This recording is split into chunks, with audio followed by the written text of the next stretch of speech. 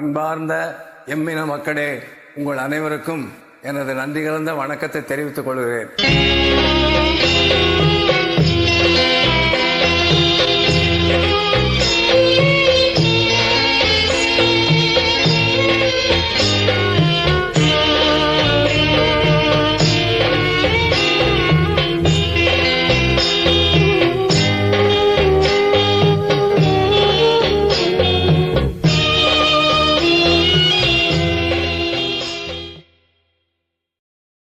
என்னுடைய பெருமதிப்பிற்கும் பேரன்புக்கும் உரிய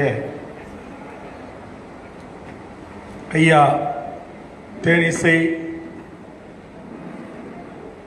அவருடைய நினைவேந்தல் நிகழ்வில் கலந்து கொண்டு அவருடைய திருவுருவப் படத்தை திறந்து வைத்து புகழஞ்சலி செலுத்தி சென்றிருக்கிற உலகத் தமிழர் பேரமைப்பினுடைய தலைவர் மதிப்பிற்குரிய ஐயா பழ நெடுமாறன் அவர்களுக்கும்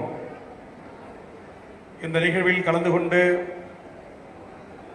நம்முடைய ஐயா அவர்களுக்கான புகழஞ்சலியை செலுத்தி நினைவேந்தல் உரை ஆற்ற இருக்கின்ற விடுதலை சிறுத்தைகளின் தலைவர் என் மதிப்பிற்குரிய அண்ணன் சிதம்பரம் நாடாளுமன்றத்தினுடைய உறுப்பினர் திருமாவளவன் அவர்களுக்கும் இங்கு வருகிறந்து புகழஞ்சலி செலுத்தியிருக்கிற கொங்கு இளைஞர் பேரவையினுடைய தலைவர் அன்புக்குரிய முன்னாள் சட்டப்பேரவை உறுப்பினர் சகோதரர் தனியரசு அவர்களுக்கும் தமிழர் நீதி கட்சியின் தலைவர் தமிழ்நாடு விடுதலைப்படையின் தலைவர் தனி தமிழ்நாடு கேட்டு ஆயுத போராட்டத்தை முன்னெடுத்த தோழர் சுப இளவரசன் அவர்களுக்கும்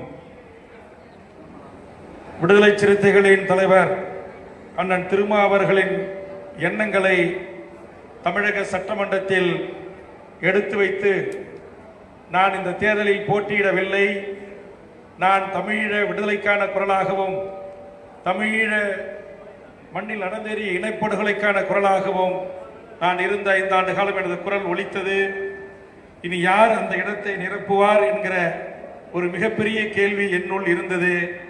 அந்த இடத்தை அண்ணன் திருமா அவர்களுடைய ஆசியோடு அல்லது வாழ்த்துக்களோடு நிரப்பியிருக்கிற என் அன்புக்குரிய நண்பர் வன்னியரசு சட்டப்பேரவை உறுப்பினர் அவர்களுக்கும் வந்து நினைவேந்தல் உரை ஆற்றி சென்றிருக்கிற மே 17 இயக்கத்தின் ஒருங்கிணைப்பாளர் அருமை நண்பர் திருமுருகன் காந்தி அவர்களுக்கும் ஐயா தேனிசை செல்லப்பனார் என்று சொன்னாலே இன்றைக்கு உலக தமிழர்கள் தமிழீழ விடுதலையை ஆதரித்த தமிழீழ விடுதலைக்காக களமாடிய அத்தனை எமது ஈழ உறவுகளுக்கும் உலக தமிழர்களுக்கும் தெரிந்த அவருடைய பாடல்களை, அவருடைய வைர வரிகளை, அவருடைய கம்பீர அந்த குரலை கேட்காத ஆதரவாளர்கள் இந்த உலக அரங்கில் இருக்க முடியாது. அந்த அளவுக்கு இன்றைக்கு தமிழீழ விடுதலைக்காகவும் அதற்காக தன்னுடைய வாழ்நாளை முழுவதுமாக அர்ப்பணித்துக் கொண்ட ஒரு குடும்பம்தான் நம்முடைய ஐயா தேனிசை அவருடைய குடும்பம். அவருடைய வாழ்க்கை இணையர் என் பெருமதிப்பிற்குரிய அம்மா விஜயவாக இருந்தாலும் நம்முடைய இளங்கோ அவருடைய மகன் நம்முடைய பாவேந்தர் பேரே பாருங்க, பேரன்கள் பேரு கூட எல்லாமே இங்க தூய தமிழ், எதுவும் தமிழ், தமிழ்நாடு, தமிழ்நாடு விடுதலை, தமிழீழ விடுதலை என்ற நிலையில் நாம் இருப்போம். ஆனால் நம்முடைய மகன்கள், பேரன்கள், பேத்திகளை பெயரை சொன்னால் அந்த பெயர்கள் எல்லாம் நரேஷ் என்று இருக்கும், சுரேஷ் என்று இருக்கும். இங்கே கூட என் மாவட்ட செயலாளருடைய பெயர் தர்மேஷ். ஆனால் எனக்கு தெரிந்து தமிழ்நாட்டில் விரல் விட்டு எண்ணக்கூடிய ஒரு குடும்பங்கள் ஐயா பாவலரேறு பெருஞ்சத்தினாருடைய குடும்பம், ஐயா தேனிசை அவருடைய குடும்பம் என்று ஒரு சில குடும்பங்கள் தான் அந்த தமிழ் நெறி பிரகாரம் வாழ்கிறார்கள். அதிலே இங்கு வந்து நம்முடைய நினைவேந்தல் உரை பகிர்ந்து கொண்ட நம்முடைய வழக்கறிஞர் பேரறிவாளன் பெயரை பாருங்க, 50 வருஷம் முடி அந்த தாய் அற்புதம் அம்மாளும் தந்தை குயில்தாசனும் எப்படி ஒரு பெயரை சூட்டி இருக்கிறார்கள் என்று நாம் நினைவு கொள்கிறோம். அடுத்தது இங்கு நரேஷ், சுரேஷ், தர்மேஷ் எல்லாம் தூய தமிழ் பெயராக லட்சக்கணக்கான இளைஞர்களை மாற்றிய ஒரு தலைவன் தான் என் மதிப்பிற்குரிய அண்ணன் திருமா அவர்கள். அவருடைய தொண்டர்களுக்கு தன் தந்தைக்கே பெயரை மாற்றினார். அதனால இந்த பெயர் என்பது சாதாரணம் அல்ல. இந்த பெயர் என்பது ஒவ்வொரு மனித பிறவிலும் மிக இன்றியமையாத வரலாற்றில் மிகப்பெரிய ஒரு இடத்தை பெறுகிறது இந்த பெயர். ஆக அந்த பெயரை தமிழுக்கு சூட்டுங்கள் என்று பாடியவரும் நம்ம ஐயா தான். புலவர் ரத்தினதுரையினுடைய வரிகளாக இருக்கலாம், அல்லது அண்ணன் அறிவுமையினுடைய வரிகளாக இருக்கலாம். அத்தனை வரிகளையும் மிக அற்புதமாக தன்னுடைய கம்பீர குறையில் ஒரு பகன் மகன், ஒரு பகன் மகள், ஒரு பக்கம் மருமகள், ஒரு பக்கம் பேரன் என்று அந்த மேடையில் ஐயா நடுநாயகமாக உட்கார்ந்து அந்த பாடுகிற அந்த பாடல்கள் தான் உலக தமிழர்களை தமிழீழ விடுதலை போராட்டத்தின் பக்கம் அதிக அளவில் பொதுமக்களை திரும்பி பார்க்க வைத்தது என்று சொன்னால் அது மிகையல்ல. அந்த பெருமை ஐயா அவர்களைத்தான் சாரும், அவருடைய குடும்பத்தை தான் சாரும். இங்க தமிழ்நாட்டில் எஸ்பி பாலசுப்ரமணியன், சுசீலாவிலிருந்து பல ஜானகியம்மாவிலிருந்து பல ஜாம்வான்கள் தமிழீழ விடுதலைக்கான பாடல்களை பாடியிருக்கிறார்கள். நம்முடைய இளைய தலைமுறைக்கு அது தெரிவதற்கு வாய்ப்பில்லை. ஆனால் இங்கே ஐயா அவர்கள் என்றால் ஒரு பிராண்ட், விடுதலை புலிகளுக்கான ஒருவர். அது யாருன்னா தேனிசை ஐயா தான். அதைத்தான் தலைவர் அவர்கள் தமிழீழத்திற்கும் அழைத்து, உலக நாடுகளுக்கும் அழைத்து, வெறும் சினிமாக்காரர்களை மட்டும் மேடைகளிலே பாட வைத்து பல பொருள்களை கொட்டி கொடுத்த தமிழ் இனத்தை இங்கே நமக்காக, நம்முடைய விடுதலைக்காக ஒரு பாணன் தமிழ்நாட்டில் இருக்கிறார், அவரை அழையுங்கள் என்று உலகம் முழுவதும் அழைக்க செய்து உலகம் முழுவதும் அவருடைய குரல்கள் ஒலித்தது.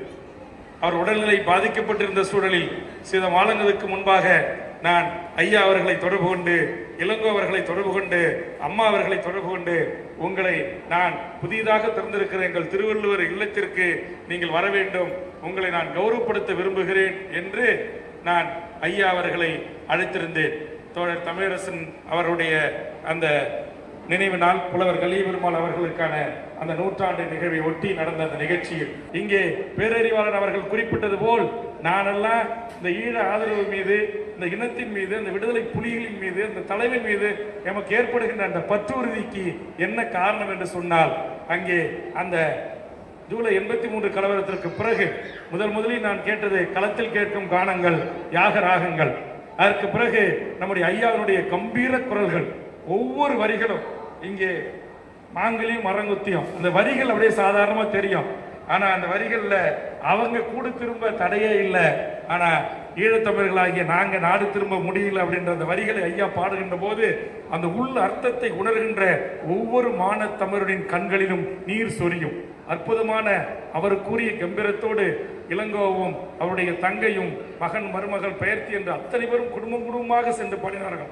அதிகமாக ஒரு அரசியல் கட்சி ஐயா அவர்களை, அல்லது என்னுடைய கட்சியினுடைய வளர்ச்சிக்கும் சரி, அல்லது நான் சட்டமன்ற உறுப்பினராக பாமகவில் தேர்வு செய்யப்படுவதற்கும் சரி, நான் ஐயா அவர்களை அதிகமான மேடைகளிலே அவரை நான் அழைத்து என்னை ஒரு விளம்பரப்படுத்துவதற்கு, என்னை கொண்டு போய் மக்களிடத்தில் சேர்ப்பதற்கு இந்த குடும்பம் மிகப்பெரிய பங்காற்றி இருக்கிறது.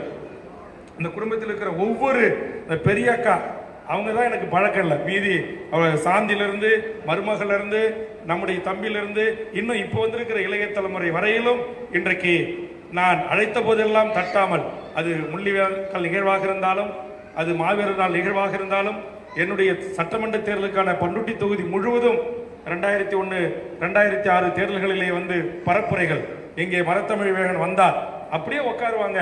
ஐயா, இளங்கோ, மரத்தமிழ் 3 பேரும் அப்படியே பாடல் எழுதுவாங்க. அப்படியே மாலை அந்த என்னுடைய தொகுதி முழுக்க பேரூராட்சி, நகராட்சி பகுதிகளிலே நூற்றுக்கணக்கான மக்களை தன் வசீகர குரலால் நிற்க வைப்பார்கள். பேருந்துல போறவங்க இறங்கி கேட்பாங்க, இருசக்கர வாகனத்துல போறவங்க, மகிழுந்துல போறவங்க, இப்படி எல்லாரையும் நிற்க வைத்து ஒரு கணம் சிந்திக்கக்கூடிய அந்த வரிகளை எல்லாம் நமக்கு கவிஞர் பெருமக்கள் எழுதினார்கள். அதே மாதிரி அன்னையை தமிழ் வாயால் மம்மி என்று அழைத்தாய், அழகு குழந்தையை பேபி என்று இந்த வரிகள், குண்டு விழுந்தால் என்ன அந்த வரிகள், அதுபோன்று ஒவ்வொரு வரிகளும் நம்புங்கள் தமிழீழம் நாளை உற்சாகமான ஒரு பாட்டு. அந்த பாட்டை போட்ட உடனே எல்லாரும் எழுந்து தன்னை அறியாமல் ஆடுவார்கள். நிறைய சோக பாடல்கள், நிறைய எழுச்சி பாடல்கள், உணர்வை தட்டி எழுப்புகிற, அப்படியே உடம்பெல்லாம் மயிர் கூச செய்யும் என்று சொல்வார்களே, அப்படி இருக்கும் அந்த வரிகள். அதை உட்கார்ந்து அப்படியே நம்ம கேட்டோம் அப்படின்னா அவ்வளவு உணர்ச்சி பெறுவோம். இன்னைக்கு நான் சினிமா பாடல்கள் கேட்கறதில்ல, படம் பார்க்கறதுக்கு எனக்கு வாய்ப்பு இல்லை. என்னுடைய வண்டியில, என்னுடைய வீடுகளில், என்னுடைய பயிற்சிகளில், என்னுடைய கூட்டங்களில், எல்லா இடங்களிலும் கட்சி முழுவதுமாக தமிழீழ விடுதலைக்கான பாடல்களையும் ஐயா தேனிசை அவருடைய பாடல்களையும் தான் நான் எல்லா நிகழ்ச்சிகளையும் ஒளிபரப்பு செய்கிறோம். நாங்கள் அதை கேட்கிறோம். எங்களுக்கு ஒரு சோகம் தட்டுகிற போது, எங்களுக்கு ஒரு தொய்வு ஏற்படுகின்ற போது அந்த பாடல்களையும் வரிகளையும் எங்களை உற்சாகமூட்டி எங்களை எழுச்சி கொள்ள வைக்கிறது. தமிழீழ விடுதலை புலிகளுடைய வீரம் சிறந்த விடுதலை போராட்டத்தையும் அதற்கு தோள் கொடுத்து துணை நின்ற அத்துணை மக்களையும் ஒவ்வொரு பாடல்களும் எதையும் அவர்கள் எழுதாத அல்லது பேசப்படாத பாடல்கள் வரிகள் அல்ல, அத்தனையும் தொகுத்து இந்த உலக தமிழனுக்கு தந்திட்ட அந்த நம்முடைய ஐயா அவர்கள் இன்றைக்கு நம்மோடு இல்லை.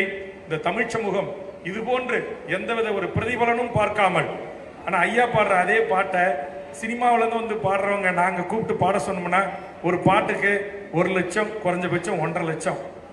நானே அண்ணன் அறிவுமதி அண்ணன்கிட்ட சொல்லி சில பாடல்களை எழுதுங்கண்ணா, இதை நம்ம பண்ணுவோம் அப்படிங்கும்போது அதனுடைய தொகையெல்லாம் சொல்லும் போது நம்மளால முடியலை அப்போ. ஆனால் ஐயா என்ன கொடுக்குறோமோ அப்போல்லாம் 5000, 10,000 அதை கொடுத்தா அவங்க வர்றதே 7 பேர் 8 பேர் வருவாங்க, அவங்க கூட ஸ்டாஃப். அப்போ அதை தான் பிரிச்சுப்பாங்க. அதிகபட்சம் 25,000. இப்போ கூட பார்த்தீங்கன்னா அதிகபட்ச தொகையை கடந்த ஆண்டு நான் கூப்பிட்டுருந்தேன், வெறும் 30,000 தான். அதில் அவங்க 2 காரு, ஒரு 7-8 பேர் அவங்க வந்து அதை பாடிட்டு அவங்க திரும்பி வரணும் அப்படின்னா அந்த போக்குவரத்துக்கும் சாப்பாட்டுக்கும் அரைக்குமே அது சரியாக போயிடும். ஆனால் இதுவே வேறு ஒரு பாடகரை நாம் அழைத்து பேசினால் அவருக்கு மட்டும் எனக்கு எடுத்த உடனே சொல்லுவார், எனக்கு ஒரு 1.5 லட்ச ரூபா கொடுத்துருங்க, அப்புறம் போக்குவரத்து செலவு இருக்கு, ஏசி ரூம் போடுங்க, அப்புறம் மியூசிஷியன்லாம் வருவாங்க, அவங்கெல்லாம் பார்த்து மெனுலாம் கொடுப்பாங்க. ஆனால் இந்த குடும்பம் எந்த மெனுவும் கொடுத்ததில்லை, எந்த ஏசி அறையும் கேட்டதில்லை. ஒரு டாடா ஏசி அல்லது 407 மீன் வண்டியில் நான் அதில் கையில் கட்டி மைக்கை கட்டி, ஐயா ஏழை பாட்டாளி நான், இந்த வண்டியில் தான் நீங்கள் உட்காந்து பாடணும்னு சொன்னேன். இங்கே தம்பி அப்போ சின்ன பையன், அவருக்கும் தெரியும், இளங்கோவுக்கும் தெரியும். அந்த 407 மீன் வண்டியில் அதில் மைக்கை கட்டி அதில் ஒரு தார்பாயை உட்கார வச்சிருவேன். அந்த முனையில் வந்து ஐயா உட்காந்துக்கிட்டு பின்னாடி இளங்கோவும் மகளும் இருப்பாங்க. அப்படி வீதி வீதியாக பாடினார். அவ்வளவு எளிமையாக இந்த கருத்துக்களை கொண்டு விதைத்தார். இன்றைக்கும் கடலூர் மாவட்டத்தில் அசைக்க முடியாத ஆயிரக்கணக்கான இளைஞர்கள் தமிழீழ விடுதலையும் தமிழ்நாடு விடுதலையும் நேசிக்கிறார்கள் என்று சொன்னால் அது கிராமமாக ஐயாவை நான் அழைத்து சென்று தேர்தலுக்காக நான் அதை பயன்படுத்தினாலும் தமிழின குணவுணர்வுக்காக அதை பயன்படுத்தினேன். அந்த விதைத்தான் இன்றைக்கு ஆயிரக்கணக்கானவர்கள் அங்கு அந்த கொள்கை பிடிப்போடு தமிழீழ விடுதலைக்காக தமிழ் தேசிய அரசியலுக்காக அந்த காத்து வைக்கிற அந்த பொறுப்புக்கு இது போன்ற மிகப்பெரிய பங்களிப்பு ஐயா அவர்களுடைய குடும்பமும் ஐயா அவர்களும் எனக்கு செய்திருக்கிறார்கள்.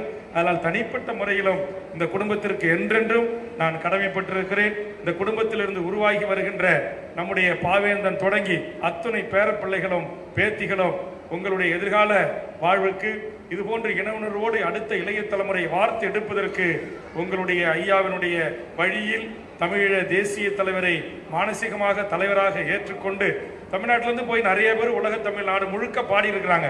ஆனால் அவர்கள் எல்லாம் பணத்திற்காக அல்லது தலைவரிடத்திலிருந்து ஒரு வேண்டுகோள் வந்திருக்கிறதே என்பதற்காக, ஆனால் தலைவரை ஏற்றுக்கொண்டு தமிழீழ விடுதலைக்காகவும் இன்றைக்கு பங்களிப்பு ஆற்றக்கூடிய ஒரு தமிழ் இசை பாணராக தமிழ் இசை குடும்பமாக நம்முடைய ஐயாவுடைய குடும்பம் இருக்கிறது. அவர்கள் இந்த பகுதியிலே அருகாமையில் ஒரு 2-3 மைல் தூரத்திலே வாழ்கிறார்கள்.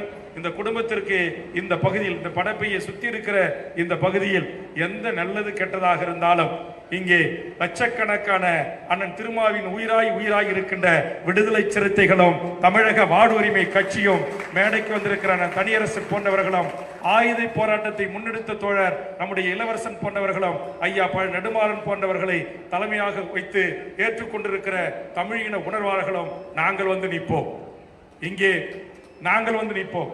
அந்த குடும்பத்திற்கு எந்த ஒரு பிரச்சனையாக இருந்தாலும் இங்கே இருக்கக்கூடியவர்கள் நாங்கள்.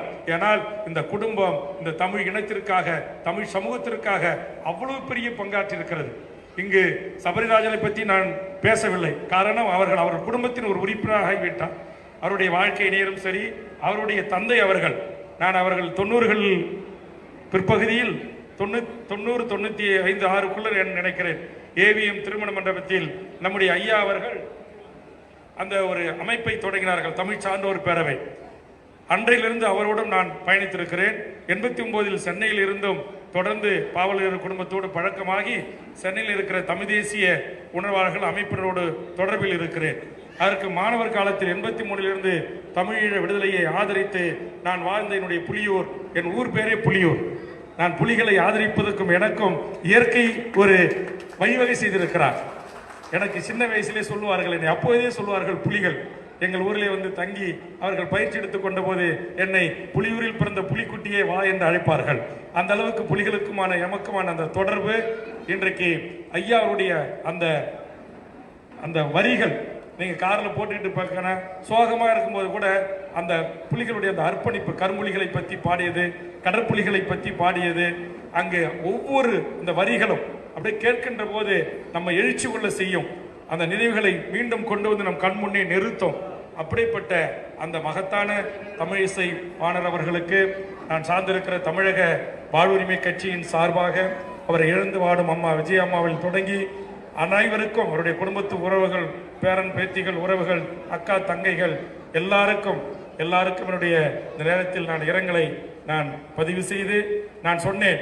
இதை வந்து ஒரு மிகச்சிறப்பாக தமிழ்நாட்டில் இருக்கிற எல்லா தலைவர்களும் அழைத்து கொஞ்சம் மே 18 வரைக்கும் தேதி கொடுங்க இளங்கோ, கொஞ்சம் பொறுத்துக்க முடியுமா, ஒரு மிக பிரம்மாண்டமாக சென்னையில் இதை நான் நடத்துகிறேன் என்று சொன்னேன். இல்லைண்ணா, இது ஐயா வாழ்ந்த இந்த பகுதியில் நம்ம வந்து ஒரு சிம்பிளாக நாங்கள் நடத்துகிறோம், அண்ணன் ஐயா வரேன்ட்டாங்க, திரும்ப அண்ணன் வரேன்ட்டாங்க, நீங்கள் வாங்க, நம்ம இது குடும்பத்து சார்பாக நாங்கள் நடத்திடுறோம். அப்போ நீங்கள் தமிழக வாழ்வுரிமை கட்சியும் தமிழர் வாழ்வுரிமை கூட்டமைப்பும் நீங்கள் எங்கே நடத்துறீங்களோ அங்கே நாங்கள் வந்து பங்கேற்கிறோம் என்று சொன்னார்கள். விரைவில் தமிழர் வாழ்வுரிமை கூட்டமைப்பின் சார்பாக எல்லா தலைவர்கள் அமைப்புகளோடு கலந்து பேசி ஐயா அவர்களுக்கான ஒரு மிகப்பெரிய ஒரு புகழஞ்சலியை இந்த தமிழ் சமூகம் முன்னெடுக்கும். அதிலும் குடும்ப உறுப்பினர்கள் இதுவே ஒரு அழைப்பாக ஏற்று அனைவரும் தவறாமல் கண்டிப்பாக நீங்கள் பங்கெடுத்துக் கொண்டு நீங்கள் உங்களுடைய பங்களிப்பு என்பதும் உங்களுடைய நினைவேந்தல் உரைகள் என்பதும் நாளைய எங்கள் தமிழ் சமூகத்தை நல்வழிப்படுத்துவதற்கு, அரசியல்படுத்துவதற்கு அது கண்டிப்பாக இன்றியமையாத ஒன்றாக இருக்கும் என்கிற அடிப்படையிலே தான் இது போன்ற நிகழ்வுகள் பரவலாக்கப்பட வேண்டும். இது சென்னையில் ஒன்று நடத்தணும், மதுரையில் ஒன்று நடத்தணும், கன்னியாகுமரி சைடில் எல்லா தமிழ்நாட்டில் கொங்கு பகுதியில் பரவலாக இப்படிப்பட்ட ஒருவர் இருந்தார். இவர் இந்த ஈழ விடுதலைக்காக எத்தனை ஆண்டு காலம் தன் கடைசி உயிர் மூச்சு இருக்கின்ற வரையிலும் அந்த நிகழ்வு கூட முடியல, பேசாதீங்க அப்படின்னு சொல்றாங்க. ஆனா ஐயா உணர்ச்சி வயப்பட்டவராக அங்கு தலைவரோட சில நினைவுகளை எல்லாம் பகிர்ந்து கொண்டார். அந்த அளவுக்கு அந்த தமிழீழ விடுதலையும் இந்த தேசிய தலைவனையும் விடுதலை புலிகளையும் தாய்மொழி தமிழையும் உயிராக நேசித்த அந்த மகத்தான அறிஞனுக்கு ஐயாவுக்கு என்னுடைய வீர வணக்கத்தை இந்த நேரத்தில் தெரிவித்து, இதற்கு என்னோடு வருகை தந்த தமிழக வாழ்வுரிமை கட்சியின் அனைத்து நிலை பொறுப்பாளர்களுக்கும் என்னுடைய நன்றியை கூறி, ஐயாருடைய நினைவேந்தல் நிகழ்ச்சிக்கு இவ்வளவு அரசியல் நெருக்கடி சூழல்களுக்கும் இடையிலும் இந்த தமிழிசை பானுடைய குடும்பத்தை அவர்களுக்கு மரியாதை செலுத்துகின்ற வகையில் இந்த நிகழ்வில் கலந்து கொண்ட உங்களுக்கு என்னுடைய சார்பாகவும் நெஞ்சார்ந்த நன்றியை கூறி, இவ்வளவு நேரம் வரையிலும் அமைதி காத்து அமர்ந்திருக்கின்ற அத்தனை தமிழ் தேசிய குடும்பத்தின் பிள்ளைகளுக்கும் திராவிட இயக்கத்தின் வழித்தோன்றல்களுக்கும் என் நெஞ்சார்ந்த நன்றியை கூறி, வேல்முருகன் என்றைக்கும் இந்த குடும்பத்திற்கு தோள் கொடுப்பான், துணை நிற்பான் என்பதை மட்டும் உறுதியாக அளித்து வாய்ப்புக்கு நன்றி கூறி நிறைவு செய்கிறேன். நன்றி, வணக்கம்.